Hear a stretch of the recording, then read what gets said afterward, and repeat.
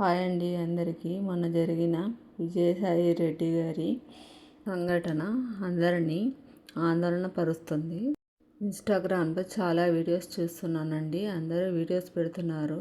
నాకు చాలా సమస్యలు ఉన్నాయి ఇంట్లో, నేను పిల్లలతో చావాలనుకుంటున్నాను అని వీడియోస్ పెడుతున్నారు. దయచేసి ఎవరూ అలా చేయకండి. మనకు గరికపాటి గారు ఇంత బాగా చెప్తున్నారు. చచ్చి సాధించేది ఏమీ లేదు, బ్రతికి సాధించాలి ఏదైనా. ఒంటరితనాన్ని ఎలా ఎదుర్కోవాలి, సమస్యలను ఎలా ఎదుర్కోవాలి అనే విషయాలపై ఎంత బాగా చెప్తున్నారు సో మంచి మాటలు చెప్పే 10 మందితో ఫ్రెండ్షిప్ చేయండి, వాళ్ళతో టైం స్పెండ్ చేయండి. ఒంటరితనం అనే మాటే రాదు. మన సమస్యలను మనమే పరిష్కరించుకోవాలి, పక్కనోడు వచ్చి పరిష్కరించడు.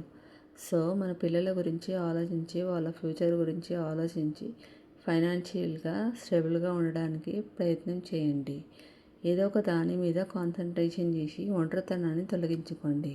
ప్రతి ఒక్కరికి సమస్యలు ఉంటాయి. వాళ్ళందరూ ముందుకు సాగట్లేదా?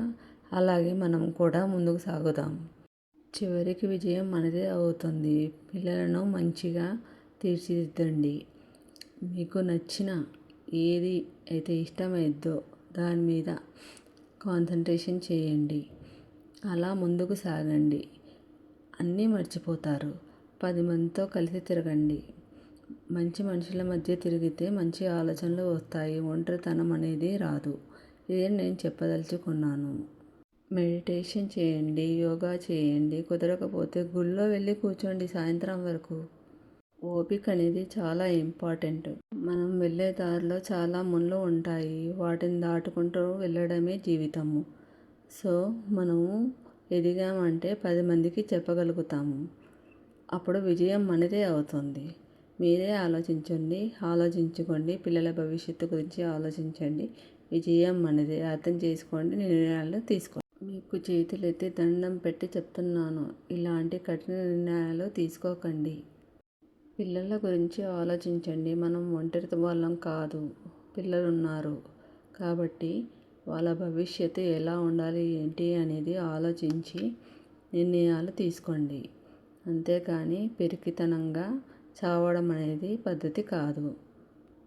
ఆడది ఆదిశక్తి, దేన్నైనా ఎదుర్కోగలదు. కాబట్టి విజయం మనదే. సమస్యలను ఎదుర్కొంటూ ముందుకు వెళ్దాం. మన పిల్లలకు బంగారు భవిష్యత్తునిద్దాం. ఉన్న దాంట్లో ప్రతి సమస్యకు పరిష్కారం అనేది ఉంటుంది. కాబట్టి మనం అది తెలుసుకొని ముందుకు సాగుదాం. తర్వాత విజయం మనదే.